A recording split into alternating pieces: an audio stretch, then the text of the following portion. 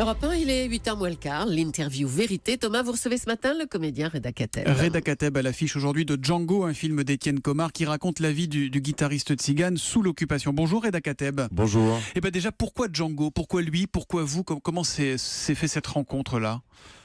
Pourquoi lui? Je crois que beaucoup de gens avaient essayé de produire des films sur lui, puisque voilà, c'est un personnage mythique, un héros depuis très longtemps, et aucun de ces projets n'avait vraiment abouti. Je crois que le petit-fils de Django Reinhardt, David Reinhardt, tenait beaucoup à ce que le projet soit fidèle à son grand-père, etc.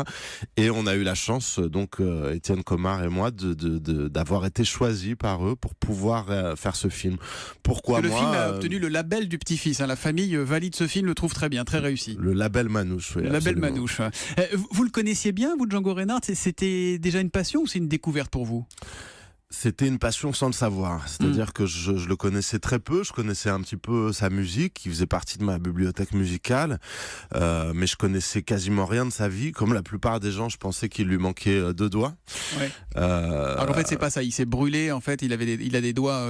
Oui, les un doigts peu atrophiés, c'est ça. Voilà, suite à un incendie où il s'est brûlé la main. Et puis j'avais en tête voilà une photo, une pochette d'album, et son regard déjà me fascinait, et m'évoquait un personnage puissant et complexe, quoi.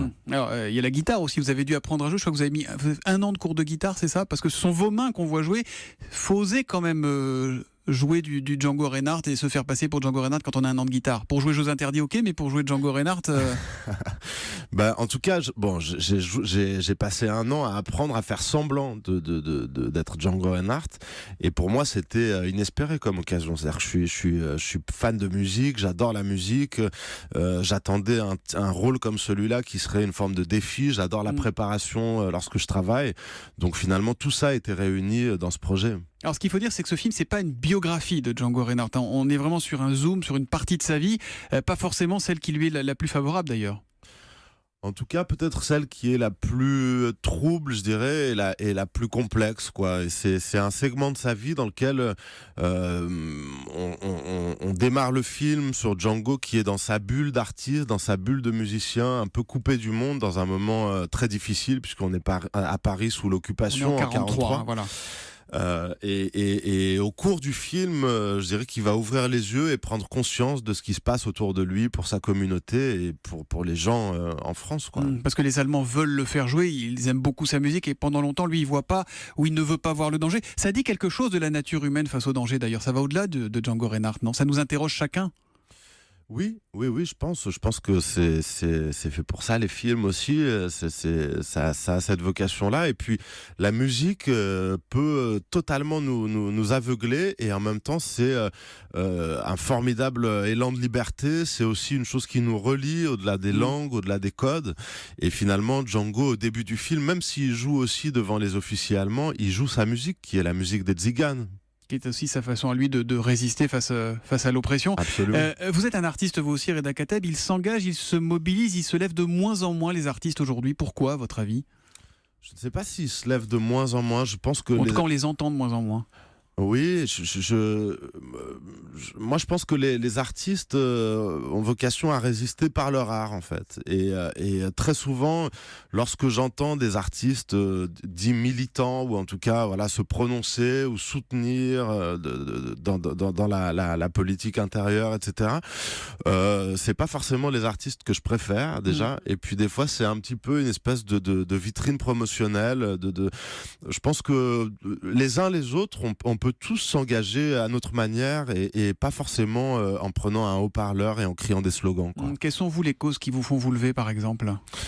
Moi, la cause qui me fait me lever, je dirais, c'est d'essayer de faire avec toute ma sincérité un métier dans lequel je suis là pour représenter les autres, et de ne pas me couper des autres pour le faire. Et c'est déjà beaucoup. Alors, on est en pleine campagne de second tour. C'est difficile de ne pas vous poser une question là-dessus, Reda Kateb, même si vous avez déjà un peu fermé la porte dans votre réponse précédente. Sur les réseaux sociaux, il y a une mobilisation avec un hashtag qui s'appelle « Sans moi le 7 mai ». En gros, ils ne voteront pas ni Le Pen ni Macron. Est-ce que vous les comprenez? Non, j'ai du mal à comprendre les personnes qui ne votent pas, parce que ce droit de vote qu'on a, c'est un des biens les plus précieux qu'on peut avoir dans le monde dans lequel on vit. C'est une chance qu'on a d'être en France et d'avoir ce droit-là. Moi, je regrette juste d'avoir la plupart du temps voté utile. Voilà, j'aimerais voter pour des idéaux et que la politique prenne plus de souffle qu'elle en a aujourd'hui. Et pour le 7 mai, vous avez fait votre choix, vous, il est clair ? Ah oui, il est clair, ouais. Je vais voter pour Emmanuel Macron, bien sûr. Allez, Ça ne surprend pas, je crois. Revenons au cinéma, vous avez une cote énorme, hein, mais vous êtes très sélectif. Reda Kateb, dans des comédies, des films très populaires, ça vous dit rien ? Parce que nous, on aimerait bien aussi vous voir un peu dans ce registre. Eh ben, moi aussi, le jour où je reçois une très belle comédie bien écrite, je fonce. C'est pas une question de principe, donc vous ne faites pas que des films très sérieux, très concentrés, très pénétrés, non. Non, j'ai pas de principe de sérieux, ni dans mon travail, ni dans ma vie. Vous avez aussi joué aux États-Unis dans Zero Dark Thirty, film, pardon pour la prononciation, sur la traque de Ben Laden. Vous étiez le terroriste de service. Quand on s'appelle Reda Kateb aux États-Unis, on est encore cantonné à des rôles comme ça ou pas ? Non. Pour ce film-là, d'ailleurs, plus qu'un terroriste de service, je pense que la réalisatrice Catherine Bigelow voulait montrer aussi un homme à qui on enlève son humanité et voilà, donner une chance aussi à ce personnage et aussi poser aux Américains une espèce de miroir pas forcément flatteur sur leur histoire post-11 septembre. Et non, j'ai eu la chance plus dans le cinéma indépendant, je dirais, avec Ryan Gosling, avec dans Lost River notamment. Dans Lost River ou avec d'autres réalisateurs, plus dans le cinéma indépendant, de jouer des rôles très différents. Petite devinette, tiens, qui a dit de vous, c'est un acteur magnifique, j'étais vraiment fasciné de travailler avec lui. Non, je ne sais pas. Ryan Gosling, c'est la classe quand même, non ? Il y a d'autres projets aux États-Unis ou pas qui sont dans les tuyaux ? Pas pour le moment, mais j'ai fait un film coproduit par les Américains avec Wim Wenders, dans lequel j'ai joué avec James McAvoy. D'accord. La guitare, vous continuez ou vous l'avez rendue là ? Ah non, enfin j'ai rendu celle de Django parce que c'est un luthier qui a fait un peu son grand œuvre avec cette guitare-là, qui a eu la guitare de Django dans les mains pendant 30 minutes à la Cité de la Musique et qui n'a pas fait sonner une seule corde. Vous voyez un peu le fétichisme Et sinon, non, moi j'ai 2 guitares, mais qui sont beaucoup moins précieuses, mais qui le sont pour moi. Merci beaucoup Reda Kateb. On va finir avec quelques notes de musique. Django Reinhardt avait composé un requiem pour les Tziganes, preuve qu'il avait fait son chemin, qu'il avait éveillé sa conscience. Allez voir Django, parce qu'il y a Reda Kateb évidemment, mais pas seulement, c'est vraiment un très très bon film. Et puis je signale que ce soir, tiens, hasard du calendrier, il y a Un prophète à 20h55 qui passe sur Arte et vous retrouverez Jordi le Gitan, autrement dit Reda Kateb dedans aussi. Django au cinéma, dans les salles à partir de ce matin. Merci et bonne journée. Merci beaucoup.